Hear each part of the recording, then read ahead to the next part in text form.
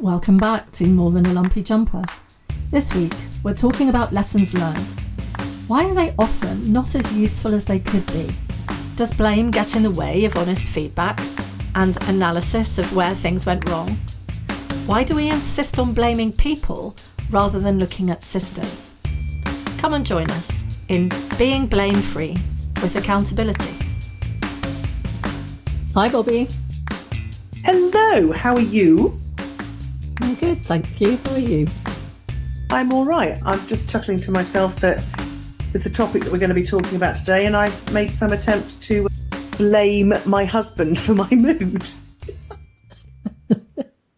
And so what is the lesson learned from that? The lesson learned is that that's complete cobblers, and for me to actually take full responsibility for how I am feeling. So we're going to talk about maybe something that we may both have occasion to rant about, which is lessons learned exercises and the part that blame plays in them. Yes, and I wondered if it would be worthwhile starting out with why we play the blame game, because if you're playing the blame game, you don't ever get anywhere near the lessons learned, if that makes sense. That is very, very true. Absolutely. And I have a funny feeling that at some point, Saint Brené Brown is going to be mentioned. Well, funny you should say that, because did you see the very lovely short that she did about blame? I did.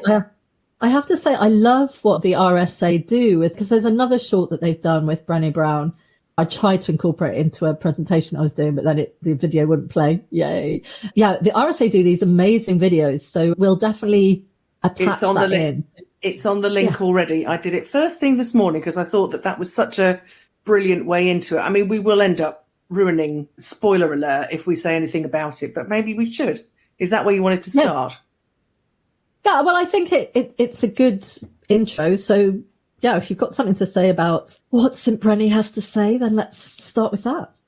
So what she is saying about how blame comes about, and I think it'd be really good to get into sort of like the types of blame, the sort of blamers people can be, and then how that actually gets into the levels of a blame culture. And one of the ways out of that is the lessons learned, which is what we wanted to be doing here. But I thought what was quite interesting that she was saying is that when we blame, or one of the versions, well, in fact, all of the versions where we're blaming, is that we are looking to discharge discomfort, pain, and anger. And it's the complete inverse relationship with accountability, because that's too vulnerable. It's easier to go to blaming somebody else. And that, you know, and as a result of that, I mean, I had another great quote somewhere. Let me just try and find it, where it basically was saying that when you blame others, it kills accountability in yourself. Yeah, I don't think it was just accountability in yourself. It just kills accountability everywhere, I think was how I interpreted it. Yeah, completely everywhere. And you know, as a result of when you're not in that version of self, you know, holding yourself responsible, accountable for anything, there is absolutely no chance of you being able to listen or to hear anything with any level of empathy, because what you're trying to work out is who's to blame. Immediate, oh my God, you know, it's somebody else's fault. Or even when you're listening to somebody else saying something, people will automatically be looking at who to blame most of the time. And there's a reason for that. I found this really interesting because I looked at some of the sciencey elements of it. And there's some work that's been carried out in terms of scanning the brains when blame starts to happen or when something goes wrong. And there's a reason why generally when anything happens, somebody has to find somebody to be at fault. It's a very natural human behavior to do that rather than to just find that there's a systemic fault. You know, that's not satisfying for humans because we process positive events in our prefrontal cortex. Yep. And that takes time. And generally the prefrontal cortex will conclude that good things happened. They just happened, that it was a fluke. It wasn't, predestined, or it wasn't as a result of a particular person. But negative events are processed in our amygdala, which is our fight or flight response. And that generally processes super quickly and concludes that negative events are done on purpose. So our brain is has this predetermined way of addressing things that will generally assume that the person closest to the problem did it on purpose. When blame starts to happen, our prefrontal cortex, the thinking part or the intelligence part of our brain, just shuts down, and we go directly to our defense mechanism, as you said, exactly as you've described, finding ways to deflect, to get out. But because our clever brain, our intelligent part of our brain, is not processing, we can't then find the solution. So that, I think, is the sciencey reason why we behave in this way, and why it's so damaging. Because, as you said, not only does it kill accountability, but it also kills trying to deal with the problem, trying to find the solution, trying to move forward. Absolutely. And it's interesting because I think that was the piece that I read as well, this business about it being psychological and biological. But I think the thing that I went on to read from that, and it may well be worth us exploring this, because I also wonder, I'd be very happy to talk about my blame journey and where I'm still a blamer. And a bit like St. Brenny actually talks about, she's a terrible blamer, hence why she's done the little video short to show what actually happens. I mean, and the story that she tells, I think, is phenomenal. And I was just like, oh my God, all you'd have to do when looking at this video is change the name Steve for Ash, and you'd have me. Just, in that level. But I went looking for why people blame others. So at its root are the things that you've just described from the sciencey bit. But I was quite interested in these distinctions. I just wonder if it's worth hanging out here for a bit, because it's also this thing that I found was also talking about how you can reframe things so that you go from what I'm describing as the blamer to the reframer, so that you can thinking differently. Because the other thing that I read was that it is a little bit of a mindset. So there is a need to switch in terms of mindsets. I'm almost nervous about actually talking about all of this, because if Ash listens to this, he's going to expect me to be better. So this is a lesson for self as we're going along. He can't blame you, Bobby. He can't we're all blame on a learning me. No, journey, right? We are all on a learning journey. Absolutely. So what I found was these sort of distinctions about why people blame others. And so I think we've mentioned this one already, but it's easy. It is the go-to a lot of the time. So that was the first one. And you've mentioned the word defensive. The second one was it's a good defense mechanism, because you're protecting yourself from the guilt that you might be feeling. So it's better to bounce it onto somebody else, because then you don't have to feel that emotion. The third one is about losing control, so that you lash out when you're feeling powerless, because you're not in the driving seat with it. So you lash out and you might say something and blame somebody else. And then when it comes back to having calmed down, if you really have lashed out, there's that sort of scenario of, I'm sorry I behaved like that, but, you made me feel. So again, you're putting the responsibility on somebody else. You're blaming somebody else for the anger you were feeling, or whatever emotion it might be. A protection of fragile ego. Somebody's got to be wrong for the other person to be right. So you're almost blaming others because of your own low self-esteem. There's the blaming to explain a situation, so that you're like giving excuses about why something happened, and then almost to excuse your own actions. You can see that with children. No, she started it. It wasn't me. That sort of like element. So you're not taking any ownership for the part you were playing in it. But I thought they were quite good distinctions as well. And as life has sort of gone on from childhood to this ship that I'm now in, crown ship rather, I can see when I haven't been at my best self and I've been blaming others. I don't know if any of those actually felt relatable to you, or whether you are just too perfect. Oh, you're practically perfect in every way, Bobby. Indeed. Just call me Mary Poppins. Yeah, it completely resonates with me. I'm a blamer too. I think many people are, until they become aware of it And even then, it's a really difficult habit to get out of, because it is your default, your brain's default. And so you have to, I was really interested to see in maybe the same article that I'd been referring to before, that also the one that I think you've read, the HBR article about stopping a blame culture, and about how often senior leaders, when they think about it, when they start to track it, in fact, then it's only then that they realize how often they do it, especially even when they say, oh, hey, we're in a no blame culture, you know, it's absolutely safe to make mistakes, blah, blah, blah. I've said those words myself at lessons learned meetings and in other meetings. And yet, and I've never tracked it, and I'm sure that if I did, I would have found that I was blaming far more than I maybe would want to admit or even be aware of.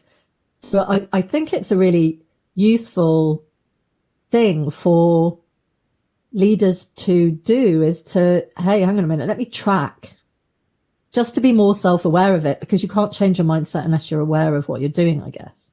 I mean, I had a little go with those ones that we've just been talking about tracking back. I mean, very much so when I was a child, the losing control one, the, you know, lashing out when feeling powerless, was when I was in a complete set two with my dad, which was frequent. And I'd say the most terrible things, you know, and then, you know, when mum was trying to calm me down, we saying, well, it wasn't me, it was dad. Dad's made me feel like this, and taking no responsibility. So that sort of like shaping element sort of like starts young and can come from different places. But I also remember, and you may remember this as well, you know, with some of the equipment and, you know, being in the signals, at the Royal Corps of Signals, as we both were, I used to talk about other enditis, because it was always, oh, it's not us, it's at the other end of whatever communications link that you were putting in. Because I know we're going to go on to lessons learned, and equally the military was brilliant at doing the post evaluation of operations and exercises as to how things could be improved.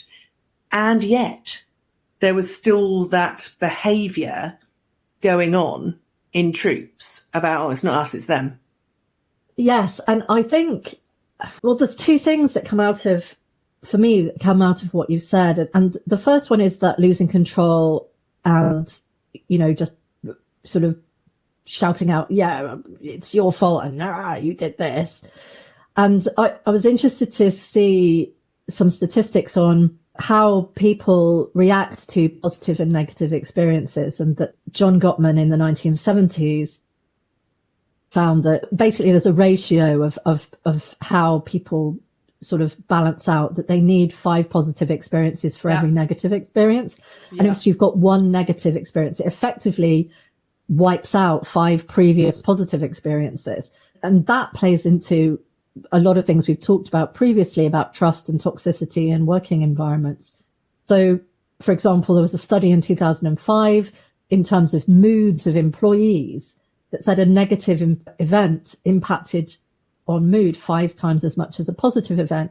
And so one instance of a leader losing their shit over something that's gone wrong and throwing out all kinds of blame has a really, really huge impact on team trust. And we've seen in this sort of idea of the blame culture, what happens if you've got this blame, it kills accountability, as we've said, and it sets all kinds of cycles. Like there's a guy called Michael Timms who's written a really interesting article on creating a culture of accountability, not blame. And he talks about the cycle of inaction. So that if you get blamed, people then start to just do only as much as they are told to do. So it kills any form of innovation. Nobody will take the initiative. They just do what they're told because they don't want to get blamed for doing something out with what they understood, what's safe to do. And then when people start to become fearful of blame, there's this cycle of ignorance and a cycle of infighting, so that nothing gets learnt, because what blame teaches you is to get better at hiding mistakes. You don't learn from your mistakes, you just hide them better. And so it made me think about this. You talking about the military made me think back to, this idea of lessons learned. And yeah, lots of organizations do lessons learned exercises, but whether or not they are, I think I saw a really funny way of describing it and saying sometimes it's not lessons learned, it's just lessons documented, which is one problem with many organizations. And the other one was it's lessons learned but not remembered. And so one of the biggest memories I have in terms of lessons learned from the military was going on an exercise. So there was a set of kit called Ptarmigan, which was mobile networking communications. And I was in Germany. We were part of NATO. Obviously, UK is still part of NATO in case anyone gets picky on that. And we did things called interoperability trials. Interoperability trials are where we try and make sure that every different country's comms equipment can work with the others, can link in so that we can all have a proper network of communications when we're all happily working alongside different militaries within NATO. And this exercise happened, I think, once every 4 years or once every 2 years, can't remember. And it was a 2-week exercise, loads of fucking money spent on it. And for the first 4 days, literally nothing happened because we just couldn't get the comms to link in. And everyone's sort of scratching their heads and wandering around. And my terribly clever tech sergeant, Sergeant Saunders, he, meanwhile, was busy reading through lots and lots of papers from previous exercises. And finally, he put his finger on it and he found that actually what had happened at the last exercise, they'd got to a certain position and they'd realized that they'd found a button that needed to be pressed. I'm not entirely sure technically what it was, but sort of halfway through that exercise, they'd found that this particular button needed to be pressed to make stuff work. And then the exercise had carried on. And nobody who was organizing the exercise had really passed on or shared any of the lessons learned from the previous exercise. So we'd spent 4 days trying to relearn what had already been learned halfway through the last exercise. So complete waste of money. And the moment the button was pressed, obviously I'm simplifying it for the non-technical people out there, including myself, because I still never knew what it was. But it was just extraordinary to me that millions of euros and dollars, pounds were being spent because whoever had organized the exercise hadn't shared the previous documents from the previous exercise. That is nuts, isn't it? I mean, there's like the worst of the worst from that perspective with the military. And yet I also have experience of, this was when I wasn't working with Ptarmigan. I was working with special communications equipment, but we would do the same exercise year in, year out. There was a post-exercise report every single time. And that was the first thing that we went to read before we started planning for the next one. So I think that in my mindset, that was the done thing. And yet spending 12 years in housing, the first 60% of that was being in an organisation where we've always done it like that, no learning, very little learning.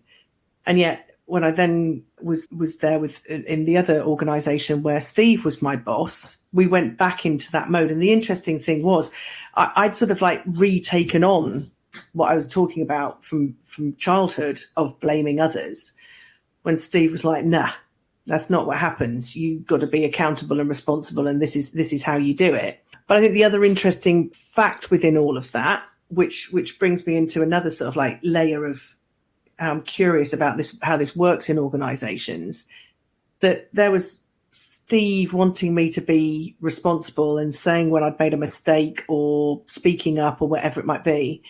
And yet there was a board going, heads will roll. And these were literal statements that were made at board meetings. Well, heads will roll.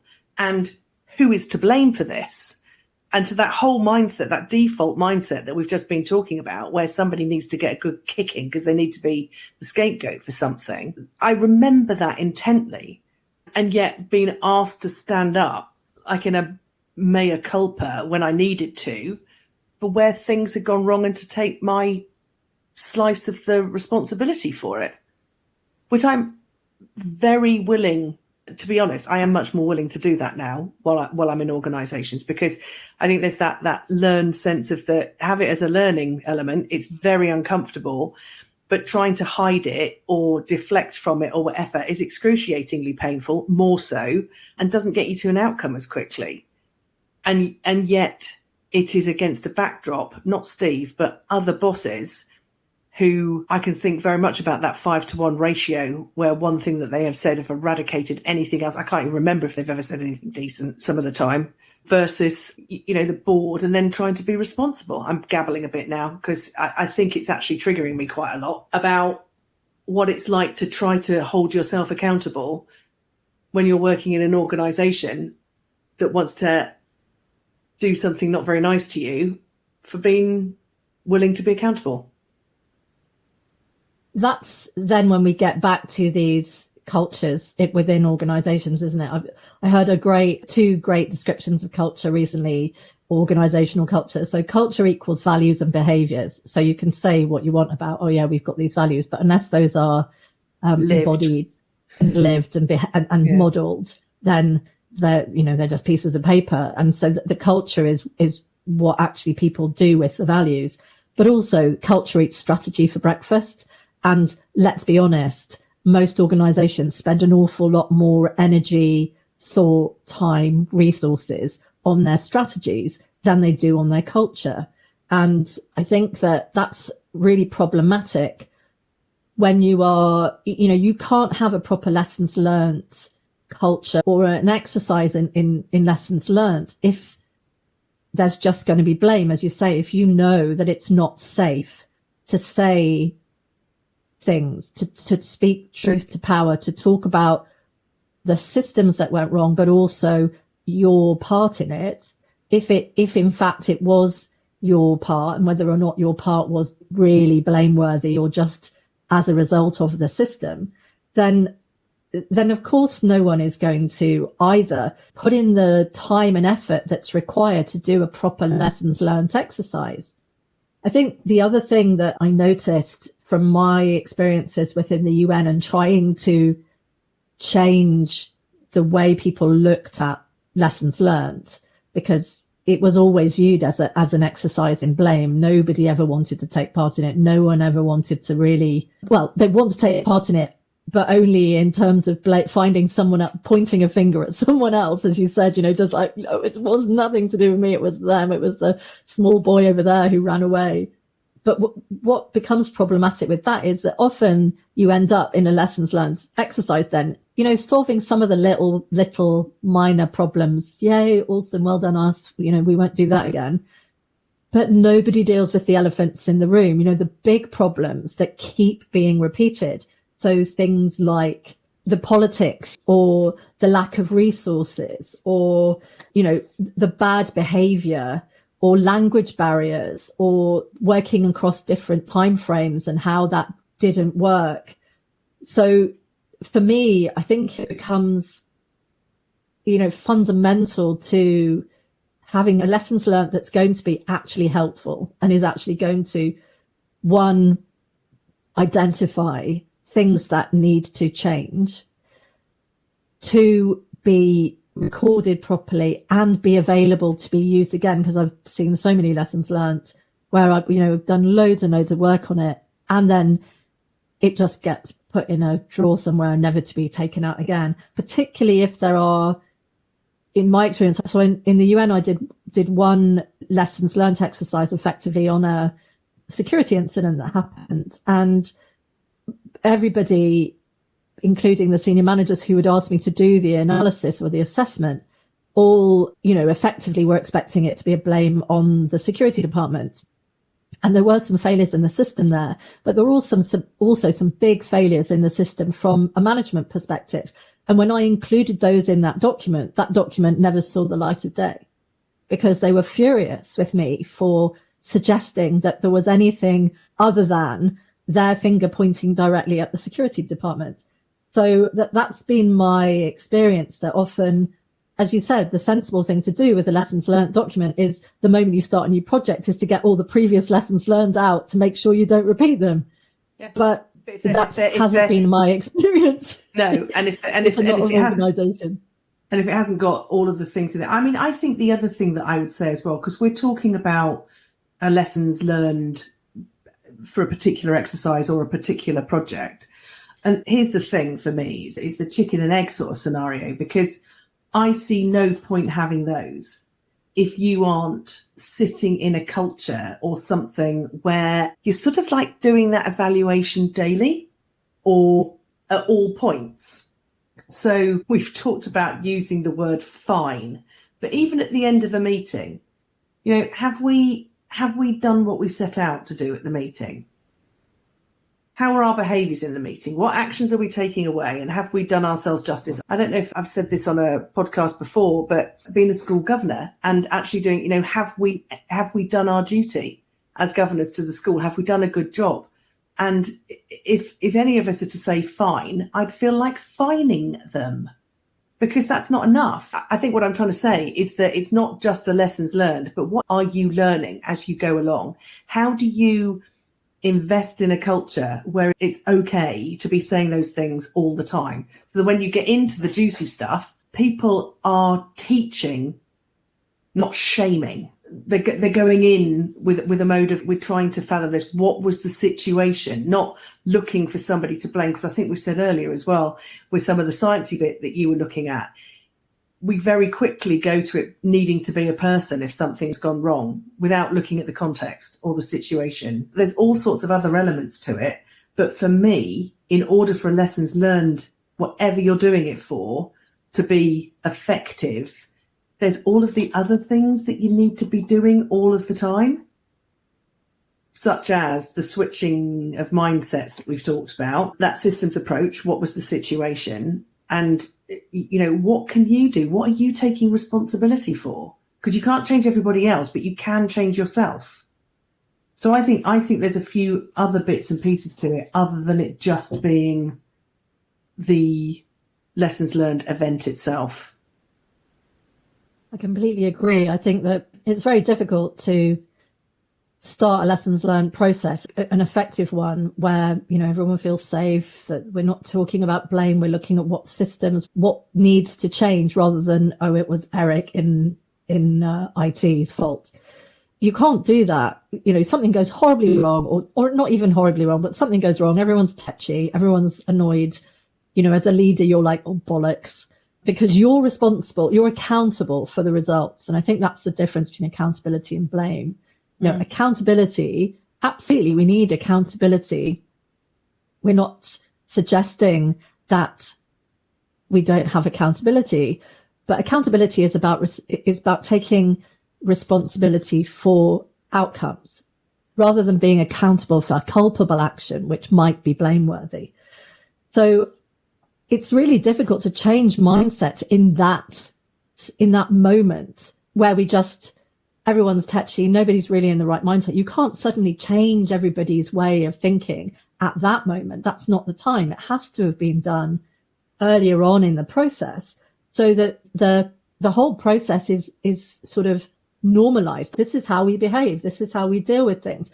This is how we question, find the facts, identify what needs to change, what needs to be done differently or better. And I think one of the things that we forget about is that lessons learned can also be a celebration. It's not just about the shit that went wrong. Yeah. Yeah. It's also the stuff that went right, and the processes. Let's have more of this. And I think that that's actually quite a powerful. I'm sure that I've heard you talk about this before, which is, you know, instead of going, oh, so whose fault was this?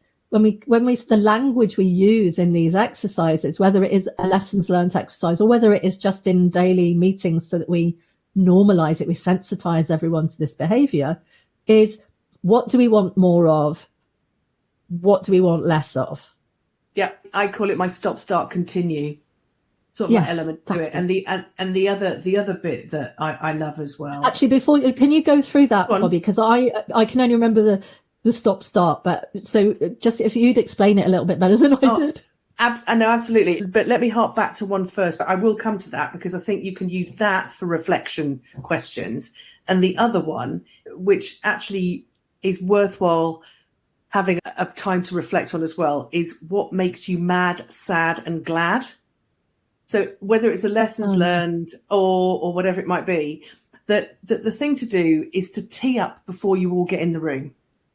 So you think about the whole thing, and maybe you start with the emotional bit, what really irritated me, what disappointed me, and what did I really like, what made me happy. So you are getting those things. So that bit has the celebration element in it as well, the mad, sad, glad. That everyone's ready because they've thought about that. And then the other thing, and again, I would be whatever the exercise, the operation, whatever it is that you're actually doing in an organization at any point in time, is to have those notes about we should be stopping doing this. So what just isn't working? What is an obstacle? What is affecting that system where we go hunting for somebody to blame? We should stop doing that if that's feasible. The continue is this is working really very nicely, or that worked well in the exercise, that worked well on the operation. We should make sure that that's actually noted because we should do that again. That's the continue. And then what did we miss out? What were we missing? What should we have been doing? And in which case, if we are doing this again, our interoperability exercise, whatever it might be, we should start doing. So start by showing somebody where the bloody button is to press so that we get comms straight away. In big red writing at the top of whatever it might be. So the mad, sad, glad helps with the feelings piece. The stop, start, continue helps with the practical piece. Perfect. Thank you. And that makes loads of sense. I think the one thing that I would add is, so you've talked about the preparation sort of phase. I think there's also then the what happens next phase, because I do think that, well, from my experience, certainly the sharing of the nuggets, whatever has come out of that reflection piece, often is an element that's missing. So not just sharing, but then obviously storing so that people can find it in a year's time when all the people who were involved in the exercise have buggered off. But so the sharing the information afterwards.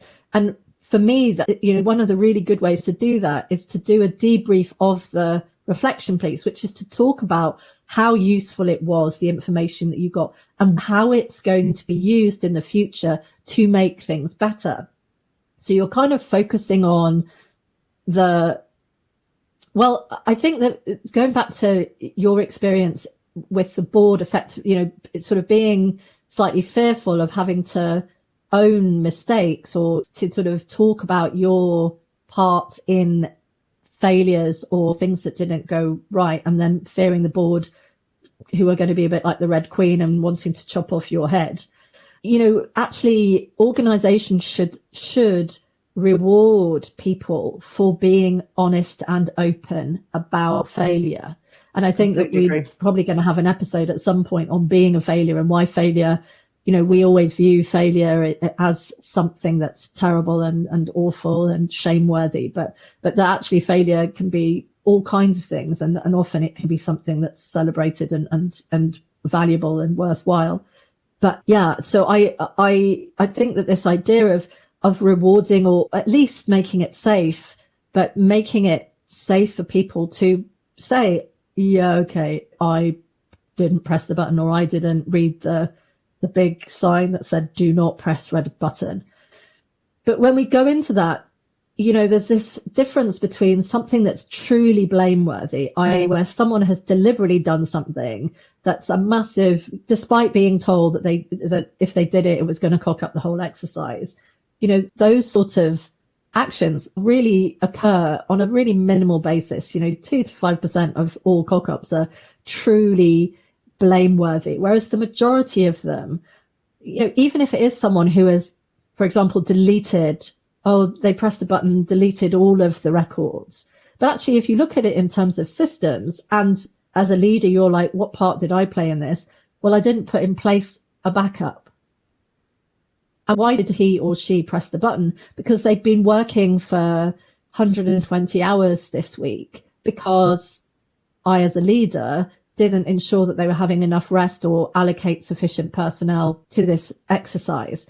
So, the reality is that often truly blameworthy activities are minimal, but things that are treated as blameworthy are about 70 to 90% in most people's lessons learned exercises. So I think that there's a real need to acknowledge that people make mistakes, but actually really sometimes look at what part did the leadership play in this that could have avoided the situation or could have avoided the impact of the action of the person who was so tired, stressed, whatever, that they cocked up. The irony of going into a lessons learned session and believing that the output of that to be who was to blame for this going wrong is not learning any flipping lessons at all. That's I might be being a bit simplistic about it, but, so the lesson learned is we shouldn't have let that person, if you're not going to go through the examples that you've just given about, look, let's talk about what actually happened. So for me, the bit that we haven't talked about really is the bit in between, the bit during the actual session, because we've talked about, so here we are, go away, do all of our own reflection, mad, sad, glad, stop, start, continue.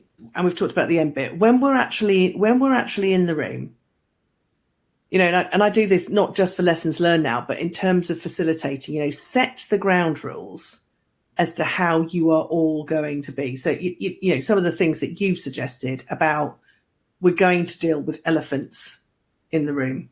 We are all going to get the opportunity to speak up. We are all going to respect what each other has to say. And we're looking for the actions that need to be taken as a result of this. I loved this piece from Norm, what the hell was his last name? Norm Keith, is it? A Handbook for Team Review. And there's this retrospective prime directive, which says, regardless of what we discover, we understand and truly believe that everyone did the best job they could, given what they knew at the time, their skills and abilities, the resources available, and the situation at hand. That gives proper context to what you are looking at in a lessons learned session. So you can then group and theme the things that have made people mad, sad, glad. You can group by theme around stop, start, continue. What you have to be careful of is to not go leaping down rabbit holes into solutioneering. You are making the distinction about these are the things that if we'd have done this, it would have been fine. Quick actions, low-hanging fruit, whatever other jargon you want to use, but you can actually keep those as actions. Things that are more widespread, more complex, you might say, we're going to have another meeting on this to see what we would do in future, because that's not necessarily a lessons learned. That's identifying something that has to change. And so you need to get your heads back around that, and you are committing to time to when you're actually going to do that. So to your point, in terms of the debrief, you're debriefing or articulating to others the lessons that were learned as a result, what actions are being taken, some level of recognition for whatever has gone on. And then, as you rightly say, where the hell are we saving this and storing it so that it can come back out? And it may well be that some of those lessons learned are not just for that exercise or whatever it is, that they are for some other part within the organization or your situation. But it is the fact of making sure that when you get into that meeting, it's, so what happened? Let's talk about the whole context, not pointing fingers. Yeah, I really like that. Being able to sort of compartmentalize it into those elements, but also that really important point about it's not to find solutions, because that actually is probably a different pay grade. You need to, and that, as you said, needs to be well thought of. And there's a risk that if you start solutioneering, that it sort of starts to swivel back to blame. So you want to keep those very, very separate. I found a really nice table, which I'll put into the resources, that distinguished between what's blame and what's accountability. But for me, one of the most important distinctions was, one is fault finding and the other is fact finding. Yeah. And having that, actually creating that culture. And as you said, it's not possible to just suddenly go, okay, right, we're going to do it this way for this particular reflection piece. Is that it takes time, it takes effort, it takes resources. You know, even if you've done all the work in terms of creating that sort of culture where blame is taken out of the game, that a lessons learned exercise does take resources, because the whole team is having to spend time thinking, and then you have to put the time together to have the meeting and to facilitate it, or to make sure that you get all the nuggets and that they're all then recorded and that then they are all put to the right people. That takes resources, and actually also takes discipline for a leader, because often, certainly my experience within the UN, whenever I tried to have lessons learned about where at the end of a project, everyone was just like, fuck it, we haven't got time, we're all right getting ready for the next one or the next thing. And so leaders have to have the discipline to really embed the whole, as you said, embed it as a process within just a normal working, sort of the way of working within the organization or within the team. But it does take discipline, because it's really easy to just go, oh, fuck, you know, thank God we got past by the skin of our teeth again. Loads of things went wrong, but yeah, we pulled it off. Well done us.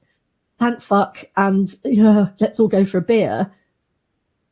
It's easy to do that, but actually the discipline is to go, okay, well done everyone. It's, we're really happy. Let's have our team drinks or cake or whatever. But now we need to set aside some time to learn from the good and the bad from what we experienced. Absolutely. To ensure progress, rather than being on some hamster wheel doing what you've always done. Making the same mistakes again and then having a guy say, oh, I've just read this. It's this button here. For God's sake. I love it. Right, so do you have a quote?